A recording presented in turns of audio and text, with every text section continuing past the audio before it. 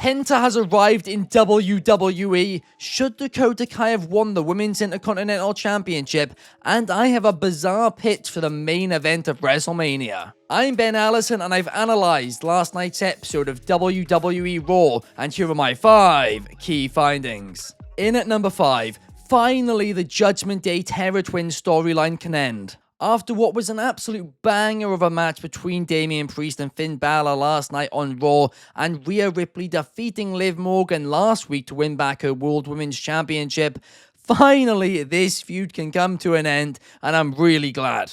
Don't get me wrong, there were so many great moments in this feud, but it's felt like it's gone on for years, and I do think in years to come, it will be looked back upon fondly, but in the moment, I need all of these guys to move on to bigger and better things. And hopefully now this new Judgment Day can finally all get on the same page, all find a common ground, because I cannot deal with another Judgment Day civil war anytime soon. So that is my hope coming out of this. Hopefully they can all get on the same page and the Judgment Day as a new faction can rise from the ashes and will hopefully be having a good year in 2025. In at number 4, Dakota Kai needs to win singles gold in 2025. First things first, congratulations to Lyra Valkyria for becoming the first ever Intercontinental Champion. She's got so much potential and the sky really is the limit for her. Get it? Because she has wings. Haha. But I'm not gonna lie, my heart really does hurt for Dakota Kai. She's been in WWE for almost a decade now, and she still hasn't won any singles gold. And yes, injuries have undoubtedly halted her at times, but still she's done so many great things and never really got the prize which she deserves. It's really early days in 2025 right now, but I hope before the end of the year she finally does get the gold which she deserves. It would be such a great moment for her, and hey, if you can build up this story over the next year of her still chasing that gold, when she does do it, it could be an even bigger moment. In at number 3, WWE need to announce a deadline for the transfer window. When the transfer window got announced, I was so excited. After all, I'm a huge football fan, or as you Americans call it, soccer. But I really am a big fan of it, and I thought it was a concept which could work so well in WWE. But in execution, it's just been another version of the wildcard rule, and it's getting silly now. So WWE need to desperately announce the end of the transfer window. They need to announce a transfer deadline day, and those are one of the funnest parts of a transfer window. There's so much chaos, there's so many last minute deals, and it's something which would work so well in WWE, but they do need to announce it ASAP, because this stupid wildcard rule stuff can't continue. It's getting ridiculous, and it's starting to feel a little bit like 2019 all over again. If you are a first-time watcher here at Wrestling Republic, you might not know that we have a daily live stream every single day at 8 PM UK time, 3 PM Eastern over in the United States, and 12 PM Eastern over on the Pacific side of the United States. And every single day we read your comments, we answer your questions, and we talk about whatever the news stories are that day. It's a different panel every day. It's always a blast.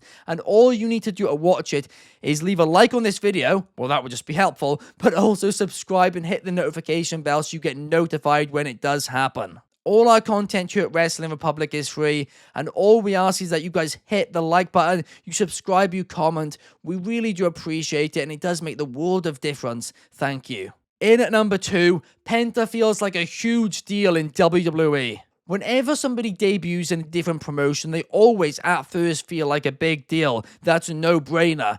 But I did not anticipate how much of a big deal Penta would feel like. I mean, there were literally people in the crowd crying. I mean, this crowd was dead for most of the show, but they were so alive for Penta. They were loving it. Every move they were going nuts for. But what surprised me the most was that Penta cut an amazing promo in both English and Spanish. I mean, his entire time in AEW, he was given a mouthpiece or wasn't allowed to speak. But this guy absolutely nailed his promo. His timing was phenomenal. It truly was. I mean, why didn't we see this guy talk more? And plus, WWE started selling Penta masks before the show even started. And I was telling AEW to do this for years. There's so much money to earn off them, and WWE are already capitalizing. And don't get me wrong, the Lucha Bros had so many great moments in All Elite Wrestling, but I do think WWE are going to earn a lot more off of them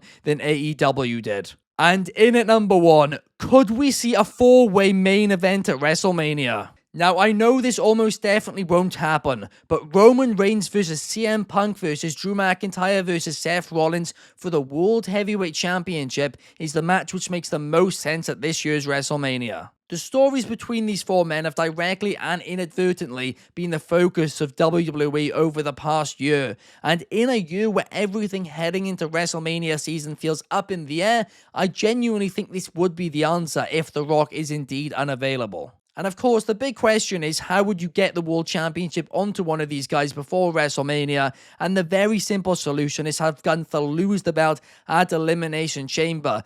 From there, you can have Gunther feud with somebody from that Elimination Chamber match at WrestleMania, while also being able to do this huge Fatal 4-Way, which I really do think could be WWE's answer. Now, in reality, like I said, I can't see them taking the title off Gunther this early, and I also can't see them doing a Fatal 4-Way match. So this isn't a prediction to clarify, but it is what I would do. It is what I believe would make the most sense, and I do think this main event could earn so much money for WWE. I mean, it would be absolutely wild seeing all 4 of these guys in the ring at the same time. Do you think it would be possible? Let me know your thoughts in the comments down below, and also let me know what you thought about last night's episode of Monday Night Raw.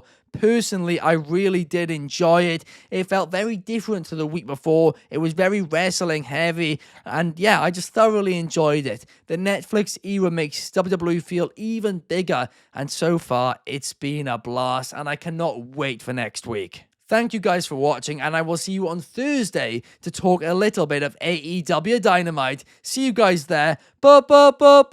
Peace.